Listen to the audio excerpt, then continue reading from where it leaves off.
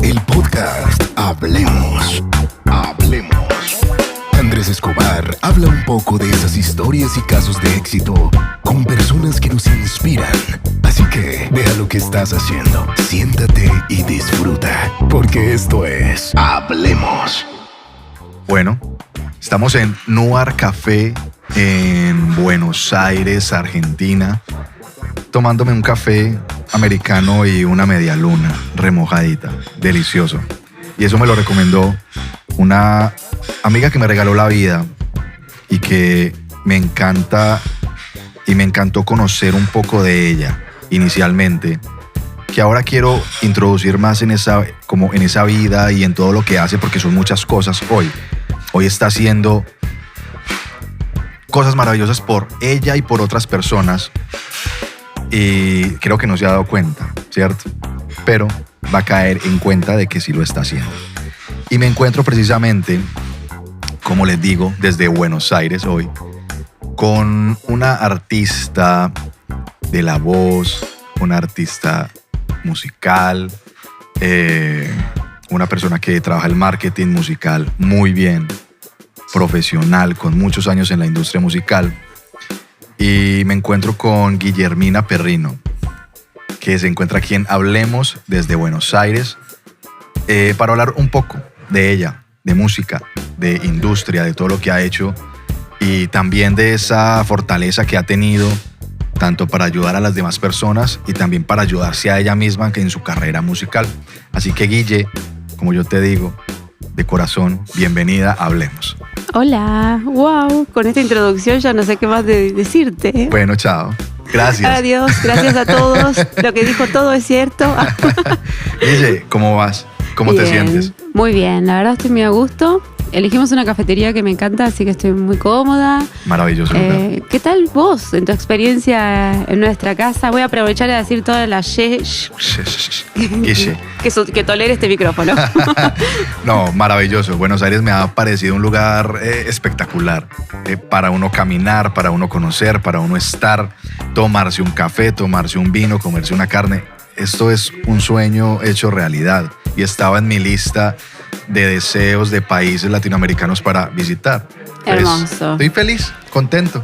Me encanta. Yo no puedo decirte otra cosa porque ante todo mi país, mi país. Ah, sí, ahí sí gana. Sí, acá se come rico, se pasea, así que bienvenido vos también a nuestra casa gigante. Maravilloso. Guille, quiero que me cuentes un poco de todo ese amor por la música. ¿Cómo inició ese amor por la música? ¿Desde qué edad? ¿Cómo fue ello? Cuéntame. Wow, bueno, mi amor por la música tiene mucho que ver con el vínculo con mi familia. Mi papá siempre nos inculcó mucho tanto escuchar música como tocar instrumentos. Sí. Él tenía su banda de la secundaria y nos juntábamos los domingos y por ahí siempre alguien agarraba una guitarra y bueno, como esas costumbres muy de familia, ¿no? ¿A qué edad te diste cuenta que esto era lindo, que la música llegaba a ti? Y yo creo que tendría 8 años. 8 años. Sí, incluso antes porque empecé haciendo ballet. Ok. Y creo que la danza tiene mucho, ¿no? Como primero me entró por el cuerpo, por así decirlo. Y luego empecé a estudiar guitarra. ¿A los 8 años? Claro, creo que mi primer clase de guitarra fue un poquito más adelante. Sí. Pero a los 8 años yo ya empezaba a tocar los teclados que encontraba en las casas de los abuelos. Ok. Y empecé estudiando guitarra y poco a poco me fui metiendo más hacia el lado del piano. Sí. Que fue mi deseo de 15 años que me regalen un teclado y te lo dieron. Y me lo dieron. Qué lindo, sí, qué lindo. Sí. ¿Cómo fue esa? Bueno, me dijiste que a los 8 años guitarra, que yo creo que es el inicio de muchos músicos y artistas.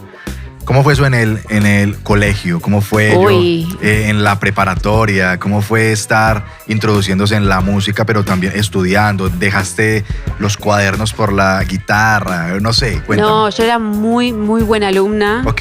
Pero tenía una virtud que yo no necesitaba estudiar tanto, porque yo prestaba atención en clase y estaba atenta. Sí. Pero además empecé con un profe de guitarra que venía a casa, era muy light, viste, como tranqui, Sí. el profe de guitarra, que era un poco el plan al principio. A mí me hizo bien entrar por esa puerta a la música, no tan duro, tan exigido. Sí me enseñó a leer partitura. Todos quienes conozcan a Caruli sabrán lo que es pasar por ese primer escalón. Leer partitura a los 8 años, ¿cierto? Sí, sí. No, te lo juro, mira, yo... Me resistí, pero lo logré.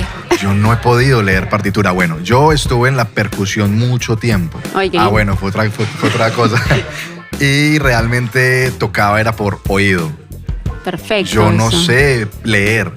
Pues, notas musicales, partituras. No sé leer. No hace falta, mira, te puedo enumerar una gran cantidad de grandes músicos Ok. que no entraron a la música por la partitura y creo que al día de hoy no sé si lo saben. Uno de ellos, no sé si no es Tom York, Paul McCartney, todos ellos no entraron a la música por la partitura. Ok. Así que quienes estén escuchando este podcast, no hace falta. La música es una expresión. Bien. La podemos escribir, la podemos bailar, la podemos simplemente escuchar o repetir. Y es suficiente. Yo hice el camino de la partitura, pero creo que no es lo único. Luego continué la partitura, me abrió la cabeza para pensar cómo podía yo tocar lo que había aprendido en guitarra en el piano. Sí. Y ahí elaboré las teorías más locas que vi en mi vida porque las hice sola, entonces Wow. llevaba como a mis manos. Experimentabas. Total. Una niña científica porque fue como intuición. Sí. Y toqué Caruli en el piano como yo pensaba. Caruli era un compositor de guitarra. Sí. Y cuando me di cuenta, cuando empecé a estudiar piano, que ahí sí fui a lo de una profesora de piano que daba clases en el conservatorio, con una teoría muy alemana, muy más estructura. Y yo era una niña que solo quería bailar Britney Spears en su casa y tocar el piano y esas cosas. Y ella como que me asustó un poco, la verdad. ¿Por qué? Porque me exigió Wow. desde otro lugar, como bueno, tenés que aprender a leer una partitura todavía más compleja, porque el piano tiene otras cosas más complejas. Sí. Y tiene como más, por ahí otra exigencia desde la postura, desde la práctica. Y uno en la preadolescencia es difícil a veces entrar... Controlarse. Claro, Sí, sí. conectar a veces con ese tipo de demanda. Ajá. Entonces a los meses cambié de profe por alguien que tenía un encare un poco más popular, más desde el lado de la música popular, digo, ¿no? Sí. Con el mismo bagaje de teoría, pero desde un lugar de estudiemos rock, estudiemos canciones. Y ahí mi cabeza explotó para siempre. Wow. Como, sí, la verdad que la música a mí también me entró mucho por el oído. Pero peleé mucho con la teoría. La teoría siempre va a ser complicada, pero va a ser necesaria Es para muy la necesaria, para la sí. perfección, digámoslo así. La Es mal necesaria- llamada perfección. Para conocer el mapa. Sí, sí, sí. A ver, ¿uno puede salir de paseo en Buenos Aires sin un mapa? Sí. ¿La vas a pasar bomba? Sí. Si tenés el mapa es más fácil. Sí, llegas más rápido. Sí, o encontrar los lugares divertidos más fácil. Yo creo que es un poco así. Hablemos. Estudiaste, te sabes la melodía, la vas a presentar hoy ante tus padres o ante un público. ¿Cómo fue ello? Uy, me encantó. O sea, creo que no dormí durante un día entero, pero fue una muy buena experiencia. Creo que lo primero que toqué fue folclore argentino Ok, en la guitarra. sí. Y era muy chica, o sea, realmente creo que tendría 9 años, 10 años. Sí. Y en esa época yo asistía a escuela católica, entonces como que tenía mucho esa cosa de tocar en las misas o de compartir al menos Sí. eso. Entonces como que hay algo de ese ritual o de algo más cotidiano que lo desdibuja un poco. Como que no es un escenario, sino es como compartimos una guitarreada. Después con el tiempo se fue cada vez convirtiendo más en un escenario. eso. Claro, porque es que hay una cosa, y es que cuando estás de pronto en una iglesia, estás haciendo tu música, el foco no está concentrado en ti. Claro, sos funcional. Eso. En cambio, cuando estás presentándote directamente como un músico ante un público que te va a ver a ti, ellos van a verte a ti. Claro, los ojos todos... Están dispuestos a ti. Total, sí, sí. Es otra experiencia. Ajá. Pero creo que te prepara un poco eso. Ok, Como te... ya al menos alguien te escuchó antes. Igual hay que ser muy sinceros como músicos, los mejores conciertos uno los da en su casa. Sí, total, Siempre. ante el espejo. Solo O ahí, en su con casa. o ahí con la mamá, o con la abuela, o con los padres al lado. Sí, y ya. sí, o sea, mis mejores conciertos me los regalé a mí misma. Lo Ok. siento, mundo, se lo perdieron. Perfecto. Pero la verdad que fue una experiencia muy, muy linda. Como no solo dar ese primer paso de tocar ante un público, sino como compartir eso, como me gusta esto soy yo. Yo me sentí una rockstar. Yo iba con la Qué guitarra bonito. clásica, que era la guitarra de nylon, de Ajá. cuerda de nylon, a la Sí. escuela, cada vez que podía. Cada vez que había un evento, algo donde yo podía llevar la guitarra, yo, por favor, déjame llevar la guitarra. En mi mente yo era una rockstar, era Avril Lavigne, no sé. Eso es muy lindo, es muy Sí. lindo. Eso es muy lindo. Ya cuando fuiste evolucionando, creciendo, entraste a la parte ya de la universidad, Sí. te profesionalizaste en el tema. Cuéntame un poco sobre ello. Ya la parte adolescencia. Y después empezaron las bandas. Tuve un par de bandas rockeras, Ujú. donde hice de segunda guitarra, hice de cantante, hice de pianista. Mucho Arctic Monkeys, Oasis. Pero creo que eso fue lo que me terminó de empujar hacia el mundo musical como un estilo de vida, ¿no? Como yo quiero hacer esto todos los días y estos desafíos me gustan. Ok. Entonces ahí decidí anotarme en la universidad, en la UNLP, que estudié la carrera de música popular, Wow. que tiene también mucho de este encare, que uno estudia toda la teoría, el universo de lo musical, pero desde un encare de música latinoamericana, como estudié mucho folclore, Las cumbias. cumbia, Ajá, sí, sí. rock. Ok. Entonces como que siguió como esa línea, ¿no? De mi vida, de sortear un poco lo más tradicional. Y la verdad que fue una experiencia muy desafiante. Yo venía de un estilo de educación formal, ¿no? Como todos en la escuela, que no estás acostumbrado a que rendir un examen sea exponer una obra. Eso es otra cosa. Realmente te expone mucho rendir Sí, sí, de esa total. manera. Porque, bueno, para mí el instrumento siempre fue un reflejo de quién soy yo. Estudiar historia, estudiar matemática es una circunstancia. Así es. ¿Lo sabés, no lo sabés? Así es. Entonces fue un desafío intelectual muy fuerte para mí. Ok. Pero me llevé las mejores lecciones Maravilloso. de ahí. Cuéntame un poco de esas agrupaciones y esas bandas que formaste. Hablemos. Bueno, tuve la primera que se llamó Matari, que era como el nombre de una espía rusa. Ok. ¿Y era rock? Era rock. Ok. Hacíamos unos covers muy polémicos porque no tenían nada que ver uno con el otro, pero Ajá. teníamos uno de Red Hot Chili Peppers, uno de Emerson, Lake and Palmer. Era variado. Ok. Pero era como eso, era un bajista, un baterista y yo con mi teclado, que hasta ese entonces yo no sabía sacar canciones. Yo, O sea, tocaban y ya. sí, no me preguntes cómo, pero yo tocaba lo que intuía que estaba bien. Ok. Después tuve una que era más rockera, como más conformada, que se llamó Sunburst, que éramos adolescentes de la escuela, nos reuníamos todo el sábado completo ¿En a serio? quedarnos sordos, con todos los amplificadores a tope, la batería, y sonaba desde Stone Temple Pilot hasta Guns N' Roses. Wow.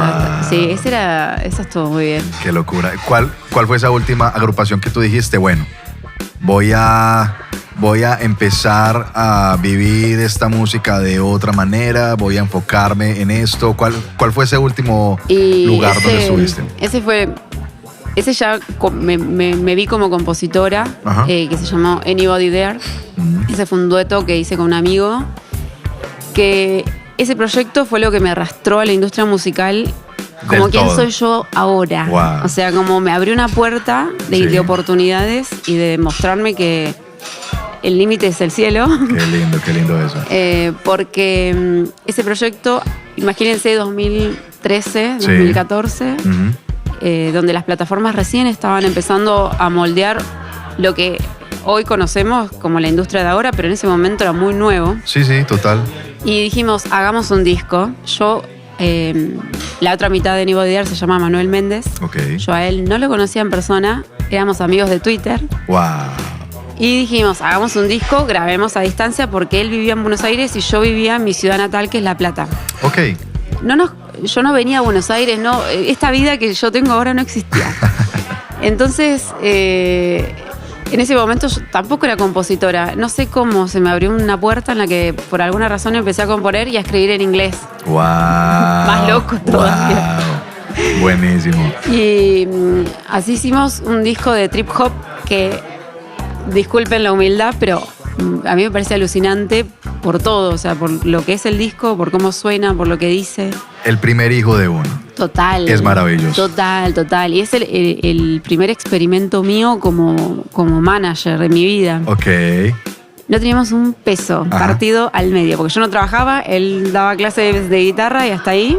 ¿Y cómo fue esa lucha de hey, producime, grabame, masterizame? ¿Cómo fue eso? Eso no hubo lucha porque yo me grabé en mi casa y toda la producción musical la hizo él. Manu, claro. Ok. Y también súper autodidacta. Ujú. La verdad que si lo escuchan es un muy buen resultado. Lo hicimos con 0 pesos. Ok. Y le digo, vamos a hacer una campaña de financiamiento colectivo e imprimimos el disco. Wow. Y logramos como el 110% de lo que nos pautamos. Wow. Y pasaron muchas cosas con eso. O sea, como que si yo les explico solo ese proyecto, llevaría otro podcast. Pero sí me abrió mucho la cabeza de esto, de sacarme un poco el terror de escribirle a las personas para que escuchen mi música y de entender un poco la red que se va tejiendo en la industria. Que eso, Sí, claro que sí. Eso es muy loco, que nadie te lo enseña. La facultad definitivamente nunca me lo enseñó y lo aprendí sola. Básicamente, como decimos nosotros, eso es la calle. Total. Literal. Ahí es donde uno aprende realmente cómo maniobrar todo esto y todo este mundo. Por eso yo decía al inicio que me parece muy brillante conocer un poco cómo es ese proceso de pasar de ser artista, de desarrollar su proyecto, luego trabajar para otros artistas y desarrollar otros proyectos y seguir desarrollando su propia carrera. Eso es un panorama bastante fuerte, bastante, digámoslo entre comillas, complicado hoy.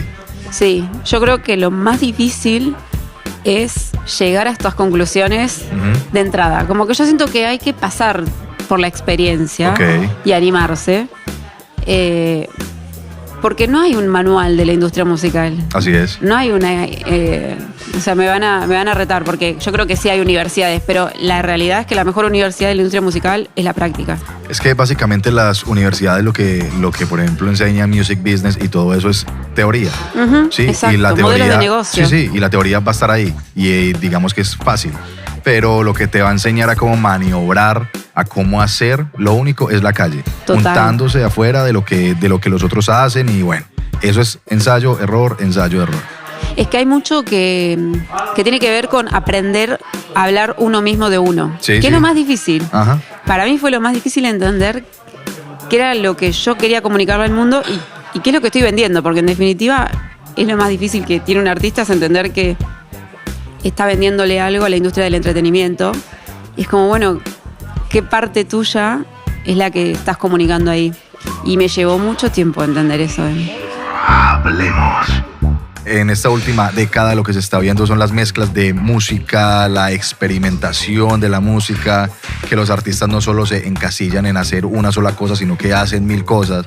Y si nos vamos al mainstream hoy, hablemos de un Bad Bunny que no solo hace ya reggaetón, no solo hace trap, sino que también... pateó la industria. Pues mira que mezcla salsa y mira que mezcla merengue y mira que mezcla esto y yo, bueno. Sí, y una perfecto. Natalia Lafourcade que cambió su trayectoria rotundamente, su voz, cambió su voz. Esa es una de las teorías del año 2025 que ya pues finaliza y era que volver a las raíces de todo artista de la industria hoy era eso básicamente y lo vimos con ese artista, con la Tropicoqueta de Karol G y así sucesivamente. Todos volvieron como a sus raíces a hacer más que todo lo que su tierra les pide, de dónde vienen y eso, o sea, no se están encasillando y eso es algo lindo. Es que creo que es lo que hoy en día y a futuro más va a brillar en esta industria en la que hoy justamente nos estamos cuestionando mucho lo automático, lo artificial lo genuino, lo más, la célula más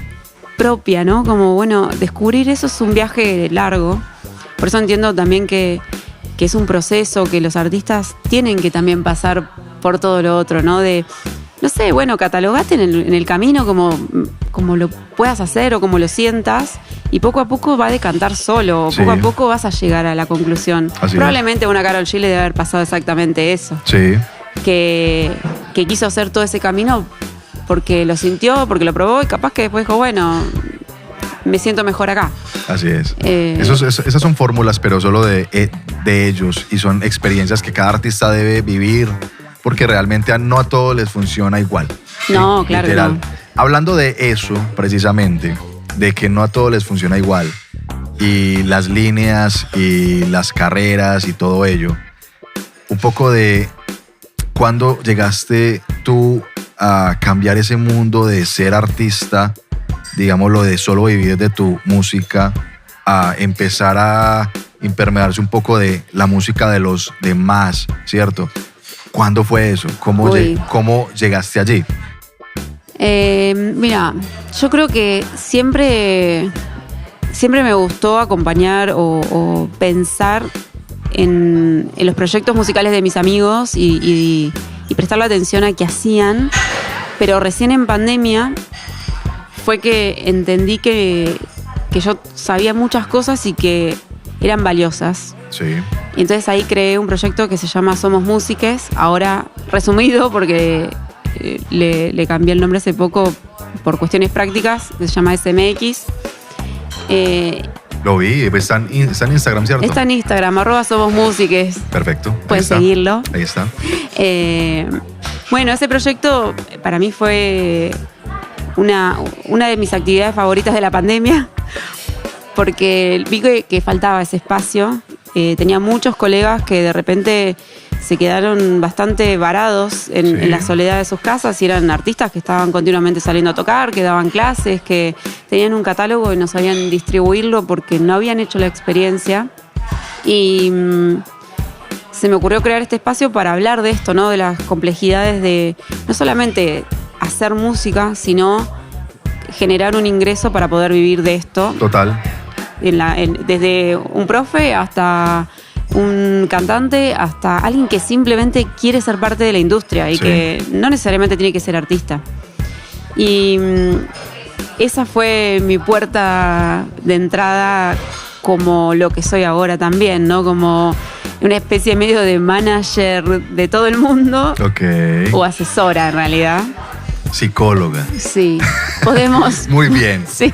La nueva psicóloga de artistas. La psicóloga de artistas. Muy Perdónenme bien. los psicólogos. Bueno, iniciaste pandemia con ese nuevo proyecto Sí. que realmente empezó a mostrarte un poco que eras capaz de ser algo más, no solo para ti, sino para alguien más, ¿cierto? Como Sí. esa consultora, como ese apoyo a otros proyectos. ¿Cómo te fue iniciando allí? ¿Cuál era ese dolor habitual de todos los artistas con los cuales tú hablabas y rondaban? Oye, yo no puedo con esto, y todos caen como en lo mismo. ¿Qué era eso? Y la mayor incertidumbre tenía que ver con lo digital. Lo Ok. digital los volvía locos. ¿Cómo hago para poner mi música en Spotify? Fue la pregunta más respondida de ese primer año. Lo segundo que me preguntaron mucho era ¿cómo hago para entrar en una playlist? Wow, eso es normal. Sí, sí. Así es mucha. Como, sí, no te preocupes, ya saco de mi cajón la solución, te la voy a dar Ya mismo. en este instante. Pero mucho era de la organización. Sí. ¿Cómo logro hacer que mi proyecto salga de mis 4 amigos, mi mamá y mi tía? Bien. Esa fue una de las preguntas más preguntadas. Eso puede ser un buen manual o un buen libro, básicamente, y con ese título. ¿Cómo hago? Sí. ¿Cómo hacer para que mi proyecto salga de mis tías? Sí. Algo así funciona. ¿Cómo hago para que mi tía no me escuche? No. Para que me escuchen más, que no sea mi tía. Sí, pobre las tías. Gracias a las tías que nos escuchan, mira. Hablemos. ¿Cuándo llegaste a trabajar en todo este mundo del marketing, de la distribución? ¿Cuándo llegaste allí? Y llegué en noviembre del 2021, o sea, casi un año y medio después de cuando lancé Somos Músiques. había escrito en mi cuaderno de deseos, quiero entrar a trabajar en una distribuidora musical. Y a los meses lo logré. Somos dos. Somos dos. Choque los puños. Muy bien. Ustedes no lo ven, pero chocamos los puños. Chocamos. Pero sí, sentí como que había alcanzado mi techo de información. Y soy muy de campo. A mí me gusta el trabajo de campo. Yo aprendo haciendo. Y me estaba faltando data. Entonces dije, acá hay que entrar por la puerta. Bien. Basta de mirar por la ventana. Y mi LinkedIn me di cuenta que era mi mejor presentación para hablarle a esa parte de la industria. Porque mis redes sociales, quien las vea, se van a dar cuenta que están encaradas para mi yo artista. Así es. Están hablando de mi proyecto, de quién soy yo, de mi mamá, de mi perro, pero mi LinkedIn habla de mi yo profesional como dentro de la industria. Qué bonito. Y cuando entendí que ahí estaba la gente con la que yo quería hablar para aprender más, fue que encontré justo una convocatoria para ser level manager en Faro Latino, donde trabajo actualmente. Sí. Y me mandé, porque ahí la verdad es que cerré los ojos, mandé el currículum y dije, yo sé lo que sé, pero ¿qué verán ellos en mí? No lo sabremos. Maravilloso eso, maravilloso. Iniciaste en una empresa que, bueno, hoy por hoy cumple sus 30 años. Sí. Cuando eso tenía, ¿qué? 27 años. Sí, más o menos 26. 26 sí. años. Y había mucho recorrido, mucho catálogo. Por eso yo dije, entró al mundo del mainstream, porque realmente hay artistas bastante grandes. Sí, y muy tradicionales. Tradicionales y mueven muchísimos números, etcétera. ¿Cómo fue esa experiencia de haber pasado de artistas locales, de aconsejar artistas, entre comillas, en crecimiento, artistas que están apenas dándose como a conocer, a empezar a hablar con estas personas que mueven muchísimos números en la industria y que tienen mucho fandom, y cae en ti, digámoslo entre comillas, como esa responsabilidad de que lo próximo que haga es lo que tú digas? Sí, bueno, al principio yo tenía una fascinación tan grande y creí mucho en mí. O sea, me encontré en un momento de mi vida en el que creí demasiado en que yo sabía lo que estaba haciendo. Y me tocaron proyectos importantes y grandes y me costó creer, como, yo estoy haciendo esto en serio, no lo puedo creer. Síndrome del impostor se llama eso. Sí. Y tuve las primeras reuniones y me daba cuenta que, está bien, eran artistas reconocidos y que tenían una trayectoria enorme y que salían en las revistas y en los diarios. Sí. Pero tenían las mismas preguntas que los artistas pequeños. Ok. ¿Cómo hago para lidiar con la industria digital? ¿Cómo hago? Porque tenían toda la experiencia de la industria antigua. Es cierto. Y esta es una evolución constante, literal. O sea, la industria creo que viene en un cambio, como yo te digo, constante. Y la parte digital no la tienen clara los artistas que tienen un catálogo amplio de hace unos 10, 15, 20 años. ¿Cómo fue eso? Enfrentarse a Y a mí yo soy muy fresca para hablar. Me resultó muy fácil como entablar buenos vínculos con los artistas con los que tuve que trabajar y con los que sigo trabajando el día de hoy, porque siempre les hablo desde la franqueza. Mira, esto no lo hagas porque es una pérdida de tiempo. Fíjate acá, yo haría esto. Soy bastante sincera y muy creativa. Ok. Entonces me enfoqué en lo que yo sí sé hacer. Nunca, jamás traté de vender o de ofrecer o de aconsejar algo de lo que no sé. Okay. Y si no lo sé, lo salí a buscar. Okay. Como, por favor, alguien ayúdeme porque necesito esta información. Creo que me ayudó mucho que el equipo de Faro es muy colaborativo. Son muy predispuestos y tienen muchos años en la industria, entonces como que me sentí respaldada. Okay. En ese sentido, creo que caí justo en un momento adecuado, en el lugar adecuado, para que yo, Semilla, creciera en ese lugar. Okay. Pero sí, obviamente, al principio me iba a dormir con una sonrisa en la cara pensando como, wow, lo lograste, amiga. Wow. Este es tu gran logro, como llegaste a un lugar siendo vos. Nadie te abrió esta puerta más que vos. Y fue algo que al día de hoy lo sigo digiriendo, como fue animarme a ser yo misma al 100%. Qué lindo eso y me parece maravilloso y aplaudo eso full porque seguir con los sueños y escribirlos y patentarlos hasta que sucedan. Sí. Eso es lo que se debe hacer. Escriban en cuadernos. Así es, total. Escribir tiene poder, literal. Sí. Yo soy muy de escribir a la mañana lo que quiero y muchas de esas cosas Bien. se materializan. Maravilloso. Hoy por hoy sigues siendo consultora de proyectos en crecimiento. Sí, a veces sí. ¿Cómo ha sido eso después del año 2021 a hoy? De que ya ellos te ven de otra manera. Ellos te ven ya con otros ojos, mucho más, digámoslo, mucho más profesional. Sí, y también yo misma me siento con otra espalda para decir lo que digo, ¿no? Como conozco mejor cómo se atan los hilos detrás de escena. Ajá. Y me ha pasado de asesorar proyectos muy grandes, muy conocidos acá en Argentina. Sí. Y parecerme igual de loco o más loco. Como me vinieron a buscar por quién soy yo y no por ser parte de una empresa. Qué lindo. Pero me encanta y si tuviese tiempo lo haría más todavía. Al día de hoy tengo que ser un poco más selectiva con los proyectos que puedo asesorar solamente porque mi calendario tiene la misma cantidad de días que un ser humano normal. Sí. Pero lo disfruto mucho y si pudiera hacerlo como ad honorem lo haría porque siento que es lo mejor que le puede pasar a un artista es tener esta información a la mano. Perfecto, información a la mano, gran punto, porque realmente tú no dejaste caer tu carrera musical. No, claro. Tú seguiste con ella, empezaste a formarla de una manera diferente y a, digámoslo, moldearla de una manera mucho más profesional en la industria, ¿cierto? No musicalmente, porque ya la tenés clara, pero sí en la industria musical. A mí sí me gustaría saber cómo ha sido ese paralelo de ahora estar en la industria musical y saber cómo se mueven las cosas allí y seguir con tu carrera como artista independiente.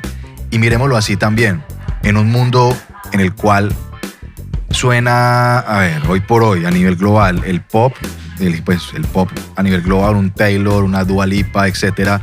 Estamos hablando aquí en Latinoamérica, rap, trap, reggaetón.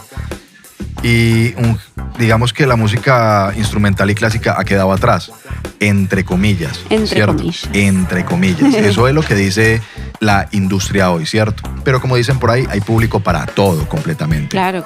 Yo quiero que me cuentes un poco cómo ha sido luchar contra esa corriente que te estoy contando, contra todo ese mainstream y seguir con esos principios de tu propio gusto contra esta industria. ¿Cómo ha sido ello? Creo que fue un camino genuino, de búsqueda personal más que de industria. Ajá. La industria me ayudó quizás a entender cómo hablar de lo que yo quería hacer, pero artísticamente me permito hacer lo que se me antoja y es lo que deseo que le pase a cualquiera. Pero yo empecé haciendo canciones y mi proyecto había quedado un poco en stand-by durante la pandemia. Sí. Porque tenía canciones nuevas para grabar, pero viste cuando estás como, todavía esto no está listo, hay que dejarlo que macere. Me metí a trabajar en la industria. Y menos tiempo había para ello. Menos tiempo. Pero aclaremos algo. ¿Qué tipo de música estás haciendo hoy? Hoy estoy haciendo música instrumental. Ok. Pero originalmente como solista solía hacer canciones indie. Sí. En inglés. Sí. Siempre escribí en inglés. Perfecto. Y como bueno, estaba ahí encontrándome con esa voz que todavía me hace ruido escribir en inglés, sobre todo porque la gente que me escucha a mi alrededor habla en español. Sí. Y bueno, como buscando, ¿no? ¿Qué quiero decir? ¿Por qué me siento incómoda en decirlo en español y lo termino diciendo en otro idioma? Entonces como que lo dejé pensar, ¿viste? Como lo vamos a dejar acá quietito mientras me voy a jugar a la industria musical un rato. Perfecto. Y en el 2024 me tocó transitar un cáncer de mama que la verdad me vino a patear el tablero, a demostrarme que la vida pasa por muchos otros lados también. Sí. Y un amigo que es el que produjo el disco, que se llama, mi disco que estrené este año, se llama Nicolás Carrara. Después de que yo ya había pasado por las tormentas más tormentosas, me escuché una vuelta tocando en el piano del estudio de grabación, que es Camarón Brujo, donde trabaja él. Me dice, vos y yo vamos a grabar un disco de piano. Sí. Y yo, como ya no tenía más nada que perder en esta vida, le dije, claro que sí. No lo pensé, o sea, sí. O sea, para mí el piano es mi lenguaje, mi segunda lengua. Sí. Y entonces me dice, prepara lo que quieras. Y nos juntamos a grabar. Yo le preparé el disco. O sea, no sé de dónde salieron las obras, brotaron. Y lo grabamos. Y el disco, la verdad es que superó cualquier expectativa. A mí me rompe el corazón escuchar ese disco porque refleja mucho ese camino que me tocó transitar, con lo bueno y lo malo, ¿no? Como con todas esas cosas. Y tenía algo tan puro, tan propio para comunicar del disco, que todo lo que yo aprendí de la industria musical lo usé para decir lo que yo quería decir. Qué lindo. No es que lo hice al revés. No es que yo construí un relato que se acomode a la industria musical. Entonces, cuando lancé el disco, me encontré con gente real escuchando mi música. Wow. Y pasé de tener 22 personas a 11.000, que fue cuando lancé el disco, escuchándolo. Y es el día de hoy que no lo puedo creer. No sé qué hice, pero lo hice bien. Es que estamos hablando de Florece, Sí. el álbum que nació este año. Así Luego 2 sencillos, 3 sencillos, Equilibrista, Luz, Margarita. Uh-huh. Y con muchos streams. Sí. Me parece maravilloso eso. Pero es que yo digo, o sea, uno cómo hace para hacer que en este mundo de que todo mundo, de que hay mucho ruido en la industria, hacer de que te presten atención a ti el día de hoy. Me parece hermoso eso. Sí, yo creo que la clave en todo esto fue que simplemente me animé a contar mi historia. Ajá. En paralelo, mucho antes de que existiera el proyecto del disco, un día, entre todas mis emociones revueltas por mi historia, dije, voy a abrir TikTok y voy a empezar a hablar. Debe haber un montón de gente atravesando lo mismo que yo. Yo estaba muerta de miedo. Ok. Y me empecé a conectar con muchas mujeres en situaciones parecidas a la mía. Wow. Y de repente mi TikTok empezó a ser como una comunidad muy fuerte de mujeres que estábamos aterradas, hablando de cosas aterradoras. Y en ese camino fue que yo también me encontré con personas de verdad que querían escuchar mi historia y conocerme a mí, no simplemente poner play en algún lado. Entonces, como que todo lo que fui creciendo fue en paralelo. O sea, mi música cayó también en un momento en donde tenía una cantidad de gente escuchándome porque simplemente me animé a decir quién soy, no mucho más que eso. Qué lindo eso.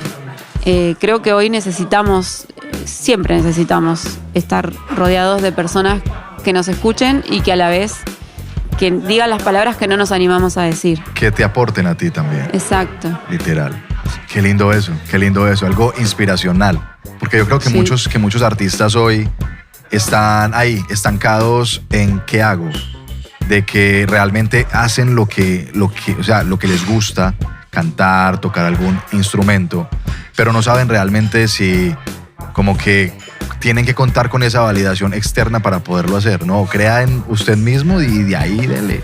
Sí. Independientemente. Es difícil eso. Yo me río de mí misma, ajá, primero, antes que cualquiera. Sí. Soy la primera que se va a reír de mí, pero siempre digo, no soy una pianista virtuosa, no soy aplicada para estudiar, soy muy vaga para esas cosas. Sí. Pero me comunico con el instrumento, con lo que siento que tengo que decir y lo digo y capaz que son obras cortitas porque también soy ansiosa para componer y bueno, 1 minuto, 2 y ya mi obra se terminó. Pero siento que a veces le tenemos miedo a eso, ¿no? Como sí, a no ser perfectos, a no ser lo mejor y a veces lo mejor es justamente ser lo que somos como somos. Amén. Y le tenemos miedo como a ese ir contra la corriente. Claro. ¿Cierto? Porque pues todo mundo sueña como que yo quiero muchos números, quiero conciertos, quiero muchos fans, pero siempre se van como por lo mismo. Exacto. Están todos compitiendo en las mismas puertas. En las mismas cosas. Sí. Haz lo que te gusta, con mucho amor, con mucha responsabilidad y te va a ir bien. Exacto. Sencillo. Es que parece un discurso trillado, ¿no? Como decir, tenés que ser quien sos. Pero sí, es verdad. es como muy romántico decir eso, pero es muy real. O sea, tienes que vender lo que tú sabes hacer. Exacto. Pero hacerlo bien. No es vender de pronto imagen ni nada de eso, sino vender talento, vender amor, vender cosas que realmente sabes hacer muy, muy bien. Y yo creo que ahí hay éxito. Claro. Es que para mí el éxito es muy personal. Ajá. Yo ahora me siento muy exitosa en mi carrera musical. No tengo millones de streams, pero para mí los que tengo me llevaron a un lugar que no pensé que en algún momento lo iba a lograr. Y sin embargo, acá estoy, siendo exitosa. Qué lindo, qué lindo. Hablemos. ¿Tú qué le dirías a ese artista emergente que te está escuchando, a esa persona que en el 2020, 2021 también le estabas asesorando de que no siguió con la carrera, de que era muy bueno y que no siguió porque le daba miedo? Y a esos nuevos artistas que llegan a ti hoy, ¿cierto? Que tocan la puerta y dicen, hey, necesito ayuda, necesito que me cuentes cómo puedo hacer para que mi carrera sea fructuosa, etcétera, etcétera. ¿Qué consejo le darías tú? Primero le diría que confíe en los procesos. El proceso que lleva crear una obra tiene mucha data ahí adentro. Y a veces los procesos no tienen que ser apurados. A veces hay que esperar. Una vez que uno termina de grabar una obra, le pasan muchas cosas en el cuerpo, en la mente. Hay que escucharla, hay que pensar qué es lo que uno quiere decir, cómo lo va a decir, en qué momento conviene. Sí. Y creo que confiar en ese proceso te da otra fortaleza cuando vos ya no estás tan cansado o agotado por el proceso anterior, que es crearlo, que es grabarlo, que es lograr la obra en sí. Entonces creo que uno de los consejos más sabios que me doy a mí misma y le doy al resto es realmente usar el tiempo a nuestro favor.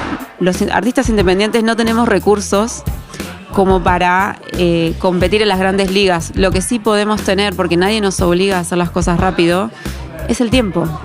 Entonces, confiar en eso, a pesar de esto que nos da un poco de miedo, la incertidumbre. Nadie nos presiona, no tenemos un sello discográfico gigante que nos está pisando los talones para que hagamos las cosas rápido. Nadie nos obliga a hacer las cosas rápido. Disfrutémoslo y cuando lo disfrutamos nos pasan las cosas mejor. Excelente, qué bonito eso, qué bonito. Y literalmente quería traerles esta bonita historia de que sí se puede, de que usted puede ser un prodigio en cualquier instrumento, en cualquier talento que tú tengas. Y realmente todo es cuestión de amor, perseverancia y tomárselo en serio, ¿cierto? Ella es Guillermina Perrino. Aproveché de estar en Buenos Aires para poder hablar con ella, de que somos compañeros de trabajo el día de hoy, afortunadamente, y aprendiendo mucho, tanto de ella como todo ese equipo de Faro Latino, que son muy cracks. Gracias. Así que maravilloso, siempre bienvenida. Y desde este hermoso café, Noir Café, con un cafecito y con una media luna, les digo que aquí hay una buena historia y hay una gran persona y hay muy buena música. ¿Cómo estás en redes, Guille? Me encuentran como Guille Perrino o Guille Perrino, ¿cómo le dicen en Colombia? Guille, no, Guille. Guille de Guillermina, no Guille, porque se empiezan a buscar de otra manera. Claro. Guille Perrino, ¿cierto? Exactamente. Y en Spotify se está con el nombre... Como Guillermina Perrino, es mi nombre completo. Perfecto. Ahí están, gracias por estar conectados, gracias por escuchar y nos estaremos escuchando en una próxima ocasión. Chao. Hablemos.